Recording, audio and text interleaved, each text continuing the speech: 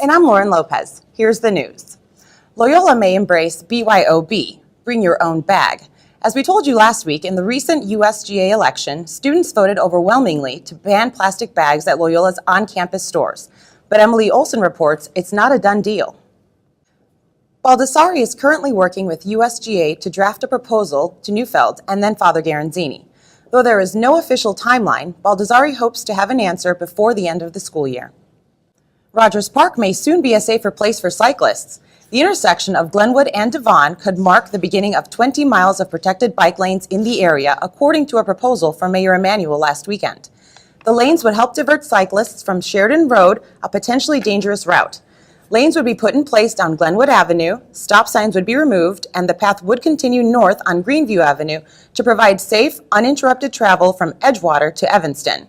The Chief of Staff for the 49th Ward called the proposal a work in progress, saying unprotected bike lanes would become a likelier outcome.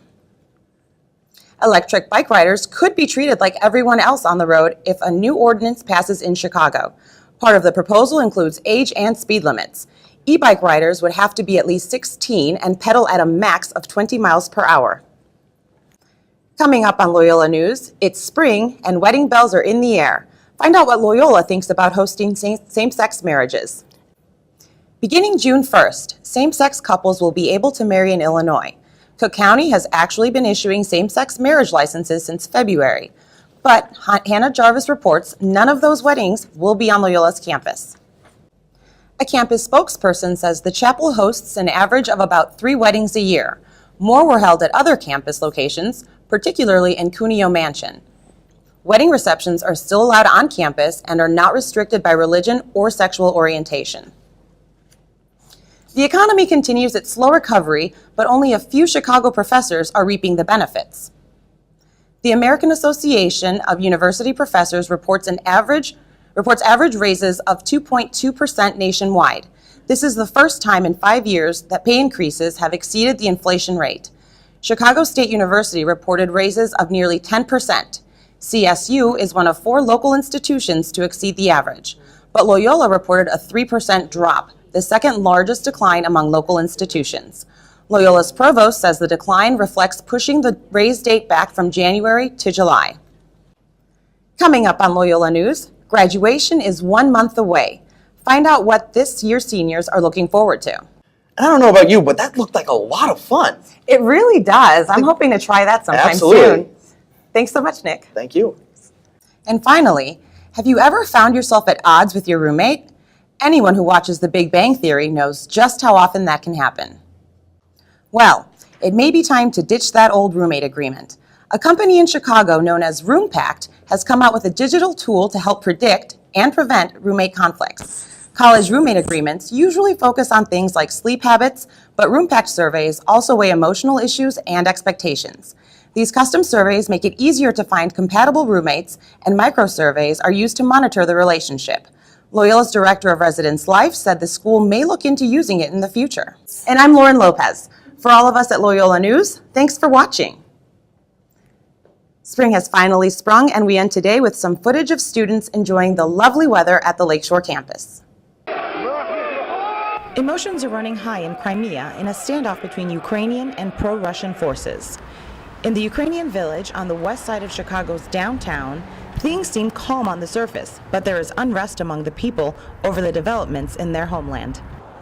With the situation in Crimea being no closer to a resolution, many Ukrainians here in Chicago are very upset. Roman Zayats represents the anti-Russian sentiment here. Russia is no good not only for Ukraine, but Russia is no good for the whole world. As long as Putin is going to be there in power, there's not going to be peace in the world. Zayats compares Russian President Vladimir Putin to former Soviet leader Joseph Stalin. He doesn't want only Ukraine. He wants to take Poland, he wants to take Germany, he wants to be a king in the world, you know. Maria Iwanek is also a native of Ukraine.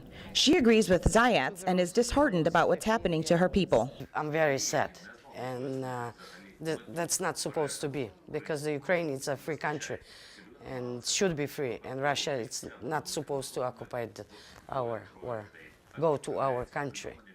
As life goes on in the Ukrainian village, Zayats and Iwanik say their loved ones back home are never far from their thoughts, and all they can do now is pray and hope things change for the better soon. Lauren Lopez, Loyola News Chicago.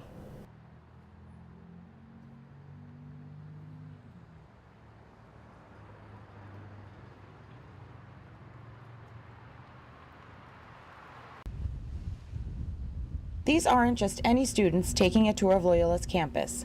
They're part of a new initiative by the Undergraduate Admissions Office to expand the diversity among prospective students. Based here, out of the Sullivan Center on Loyola's Lakeshore campus, is a brand new program designed to bring in a more eclectic mix to Loyola's student body. It's called the Student Diversity Program. The program reaches out to and recruits underrepresented students from Chicago public schools. They come to campus and meet with members of the student diversity team as part of the new program.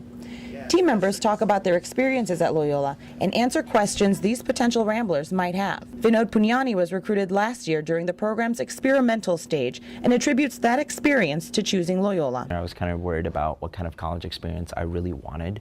While I did visit a bunch of different schools on different tours, this was the most personal outlook I got on of a college campus.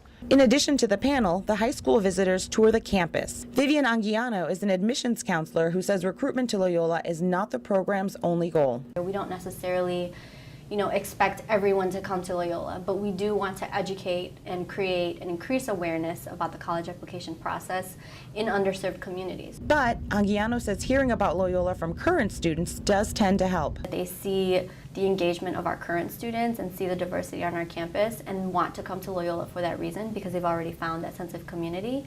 And so it therefore yields students to want to come here. Not only do they get to meet with diverse students like themselves, they get a first-hand look at Loyola's extraordinary setting on the lakefront. Lauren Lopez, Loyola News Chicago.